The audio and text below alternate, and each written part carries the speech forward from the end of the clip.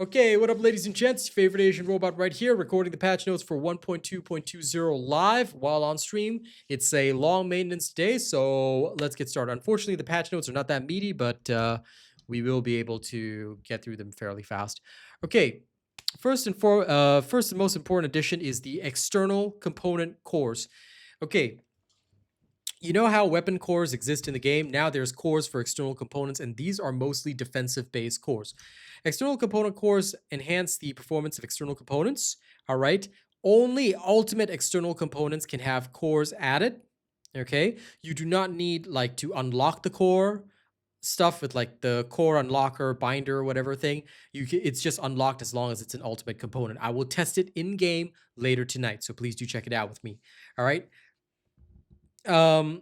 You may equip external component cores by using the core crafting bench. All right, this is a new bench that has been added in. Previously, it was all done at Desolate. Now there's like a weapon bench. There's like a core crafting bench. So we'll review that later on in the game. Okay, all external components have 2 core slots, and they have pre-assigned augment types. There are 2 types of augments now: recovery augment or defense augment. These are pre-selected, so you cannot change them.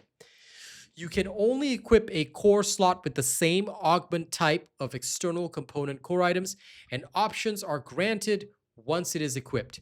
Options for each external component core type are as follows. For the recovery augmentation, there are 2 types of cores. The first core is called recovery augmentation. This will give you either max HP or HP recovery modifier. The variant AB has max shield and shield recovery in combat and shield recovery out of combat. Defense augmentation cores will give you defense, fire resistance, chill resistance. The AB variant will have defense, electric resistance, toxic resistance. I really recommend mostly getting defense, okay? That's what I would recommend, but choice is yours. External components of ultimate tier or higher can equip external component cores. There's nothing higher than ultimate right now, but there you go. When an external component core is equipped, a random option is granted per the augment type. So it functions the exact same way as the weapon cores. It does not function in a different way. You will basically be rolling with RNG again. So those of you that don't like RNG, sorry, I can't help you with that. It's part of the whole thing. Okay. Each option has a fixed value range, which is the same as the weapon cores. The cores have stages, all right? The higher the stage, the better the option effect. Nobody's going to be using anything other than stage 10, okay? To change an external component core, you're going to need the core particle disruptor, which you get from VEP. When replacing an external component core, you may choose from existing effects and new effects, so same as the weapon cores, all right? It'll show you, do you want to keep the previous one or get the new one, okay? Core amplifier is needed, so you still have to do VEP. You can convert stage 10 external component cores, just like weapon cores. You get the external component cores from 400% infiltration and Sigma sector drop-off operation. I do not believe you get the normal weapon cores from these 2 activities. We will check later on in the game, so do not miss the stream where we go through this, okay? Now, additional weapon core, the variant AB has just been released. Okay, this one has weak multi-hit chance, multi-hit damage, and weak point damage, so do take note of that. Okay, it can be acquired from Void Erosion Purge, just like with other weapon cores. They do not mention that you can acquire this in the 400% or the Sigma sector. Please take note for those of you that were hoping for alternative ways of getting cores. Now, Void Intercept Battle Challenge Mode has been added. Okay, the Colossus appearing in the challenge difficulty is much more formidable. You can get a one-time reward for the first clear of the intercept battle, 600 quality certified ETA vouchers, 7 types of weapon augmentation cores, and 800 core amplifiers. Okay, you need to first clear the Ice Maiden, I believe. Or, sorry, you need to clear the most powerful Colossus intercept battle quest first, and then you can try this. It only supports private matchmaking. You cannot publicly matchmake for this challenge mode, which is a big disappointment. But if you want to, you can form a party for it, okay? Rewards are selected directly, sent directly to your inventory, okay? Access amount will be sent to Lost and Found. When appearing Colossus changes, you may earn the rewards again, okay? There's a leaderboard for the challenge mode for this one, and that's about it. So speedrunners, go do your thing, have fun. Now, The battle pass has been extended to August with the season 3 update. All leaderboards have been reinitialized, so you're gonna have to do them again, and they last until the August update for the for season 3. So do take note of that. Yep. Okay. Cool. Now, show unique cosmetics is an option that's been added to the game. This affects Serena, Sharon, and Jaber. You can remove their metallic jaw cosmetics, okay? And for Serena, you can remove the wing cosmetics. However, it will be shown when using certain skills regardless of the setting, okay?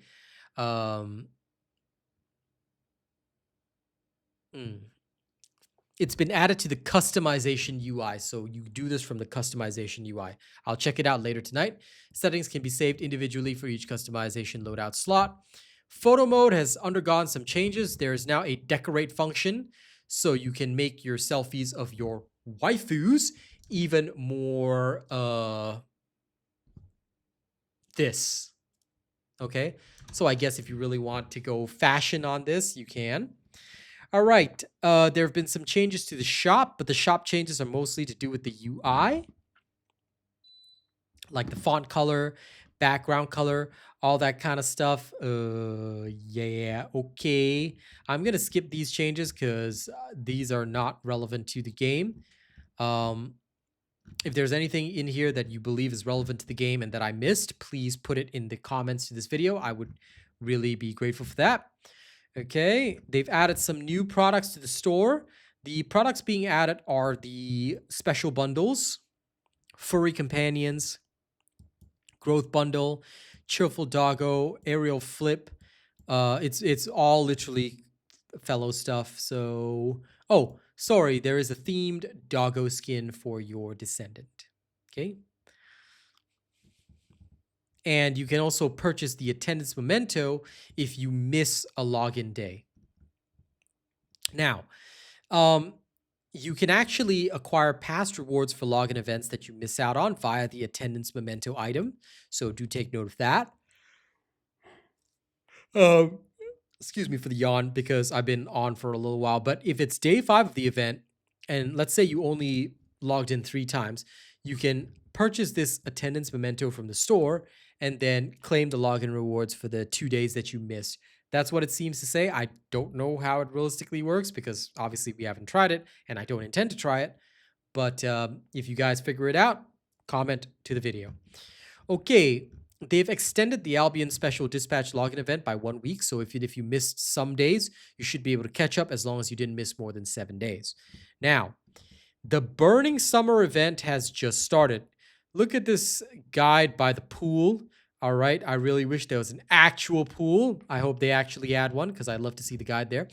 The new login event is called the Burning Summer Attendance. What happens during this event? Well, basically, it's a 42-day long event, and the main prize is the Blazing Burning Box, which will give you Inessa's Twisted Worship skin. A Twisted Worship skin designed for Ines. Do not miss out on this. Yes, 42 days of logging in, but yes, Ines, Twisted Worship. Okay, so go for that. There are various growth and customization item rewards ready for completing the Burning Summer training event missions. Okay, now the training event missions are a separate thing. Okay, essentially what you need to do is play 60 minutes per day. Okay, and if you complete the daily training 4 times, you will get literally 3 crystallization catalysts. So this is for week 1. So essentially you only have to do this for 4 days. The other 3 days you can choose to ignore the 60 minutes, but it's up to you. Okay, week 2 is anniversary tokens. I believe this will be used for purchasing some other stuff and can be used in the event exchange shop later, so please stay tuned.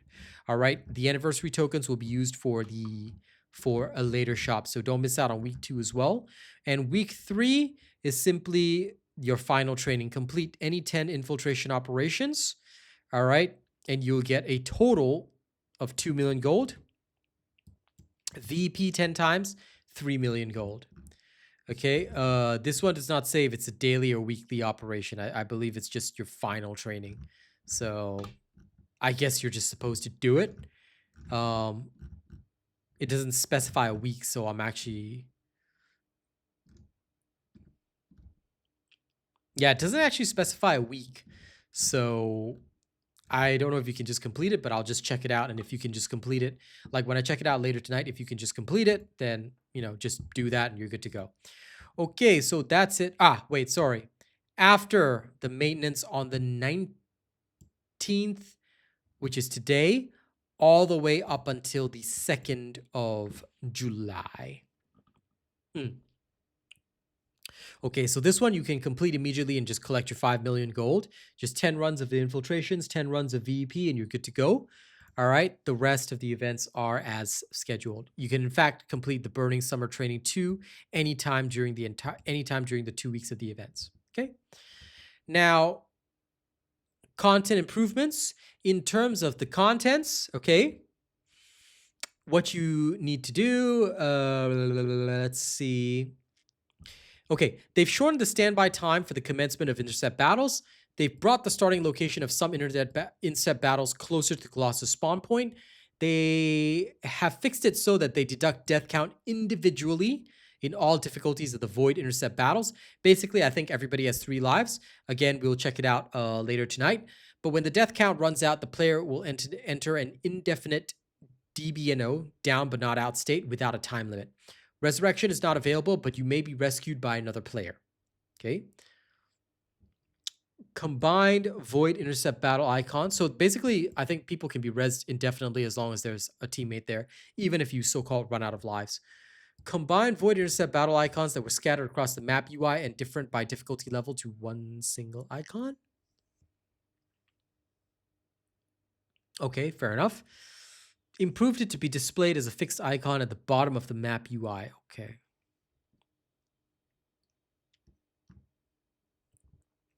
Basically, that was a UI fix for the Void intercept battles. And they have added the Truly Deadly Arson to the Sigma Sector high risk reward, so you no longer need to go to normal mode to get your Truly Deadly Arson. You'll actually be able to get it via clearing Broken Boundary and Isolated Desert, so I might actually make this weapon finally. Gold boost will now apply to gold acquired from interim review rewards of the Special Operation Hard mode, so it's no longer just the gold that you pick up. They've reduced the gold cost of core conversions. They've added 2 new NPCs to Albion, the core crafting bench and the auxiliary workbench, so take note of that. Okay, new NPCs are located near Deslin, so take note of that. They've changed the existing workbench, I still love this typo, workbench NPC's name to weapon workbench, okay. They have shifted some of the functions that were previously provided by Deslin to the weapon workbench. So Deslin will have less functionality now, and they've shifted his stuff to the core crafting bench. Okay, noted. Now, there's been a change to the module and external component called Elemental Resistance Battlesuit. Basically, there was no cap on this before, I believe, but now there is a cap. So your attribute resistance, the cap is 800 attribute resistance per stack, and the incoming damage modifier is capped at minus 10%. Okay, so take note. Added the max value of incoming damage modifier proportional to the defense of the 4-set effect of Moving Fortress. Okay, sorry. So for the Moving Fortress external component set, the maximum incoming damage modifier is now minus 24%. So take note of that. So no matter how high you increase your defense, there's a cap of minus 24%. All right. For party play, they have added a help button and a guide info to the party screen. They've changed the quick join button in the join party screen to a hold activated button. They've added info text and notifications about situations where recruit party and quick join are not available. Okay. They've improved to allow party members to receive notifications when the party leader changes the recruitment conditions. They fixed and added the following social tags. Okay. Changed the following 3 tag names in the battle category. Stages 1 to 20 has now been set to normal stage 1 to 20, normal stage 21 to 26, normal stage 27 plus. Okay. Instead of the battle tag, they've swapped it to Void Intercept Battle Challenge. Oh, sorry, they've added this one. And under the play tag, they've added starter, gold farming, kyber farming, external component core farming, weapon core farming, reach arcade tuning level, and catalyst grinding. Okay, there are new medals where you have to sell blueprints to ETA. You have to sell them 10,000 blueprints to get the medal. You have to acquire 100 transcendent modules by combining modules, and have an ultimate option appear by equipping an X stage external component core. So whenever you get a gold roll from a stage 10 core, it'll count toward this achievement, and you will eventually get a medal for it. Okay, so take note of that.